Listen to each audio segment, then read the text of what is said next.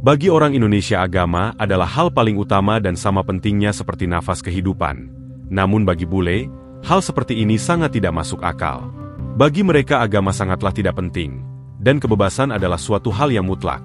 Beberapa bahkan ada yang mempertanyakan apa gunanya menjalankan ibadah. Hal ini diungkapkan langsung oleh seorang bule bernama Luke.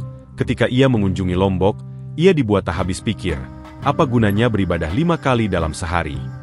So after spending some time living in Lombok, which is heavily Muslim, and they've got like a mosque going off like 3, 4, 5 times a day, it kind of made me think like, you know, what is the importance of prayer, and like why are they praying? Like why would you want to worship something outside of yourself? You know, like isn't that giving away your personal power? Like, you know, is that kind of weakness? That's kind of what I thought in the past. Like, bagi seorang bule yang hidup di negara bebas dan tidak terikat aturan agama, tentu hal yang wajar kalau dirinya mempertanyakan apa fungsi ibadah terutama dalam agama Islam. Namun ketika ia merasakan langsung bagaimana suasana Islami di Lombok, dirinya justru mendapatkan sebuah pelajaran berharga. Dan pandangan tentang agama pun berubah ketika melihat umat Islam beribadah. But after being on the spiritual journey for a little bit, I've realized that God isn't something that is separate from us. God is within us. God is source, God is everything. And God is a certain frequency, a certain rate of vibration that exists within us that we can tap into, that we can communicate with and have a relationship with. You can't walk around saying that you are God as in this human body. No, of course you're a human, but within you, you have God. So prayer is all about connecting to that point. And by humbly kneeling down, asking for forgiveness, guidance, strength, power, and being genuinely grateful for everything that you have in your life, it really does transform your vibration, your state of being, your emotional state, your attitude to life. Everything changes and it clicks into place, but it's not about forfeiting your power to external power, it's about finding your inner power. Dirinya benar-benar mendapatkan pelajaran yang begitu berharga ketika melihat secara langsung umat Islam di Indonesia. Ia merasakan betul bahwa agama ternyata sangat berpengaruh terhadap kehidupan sehari-hari. Ia bisa menemukan arti kedamaian yang sesungguhnya, dan bisa mengerti apa arti dari rasa syukur. Dirinya juga jadi mengerti bahwa ibadah dalam agama membuat kehidupan menjadi lebih bermakna.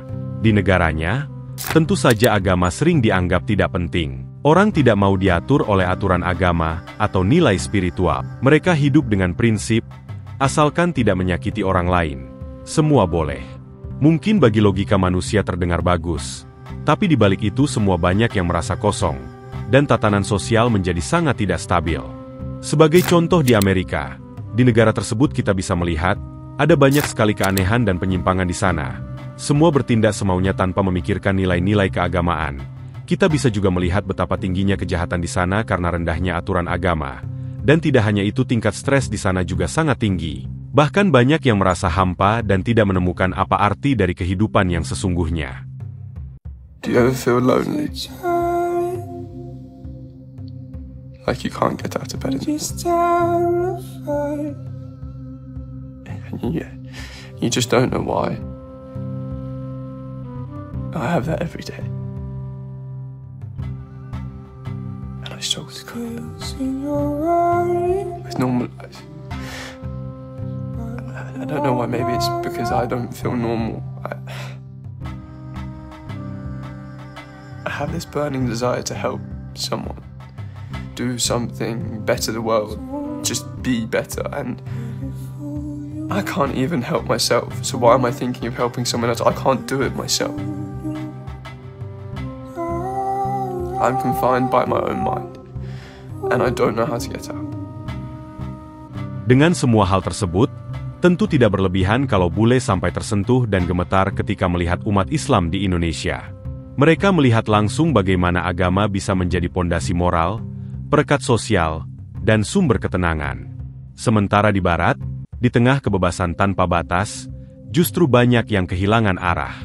Dan di titik itu, bule-bule seperti Luke tersadar bahwa apa yang dulu mereka anggap aneh, ternyata adalah salah satu kekuatan terbesar bagi umat manusia.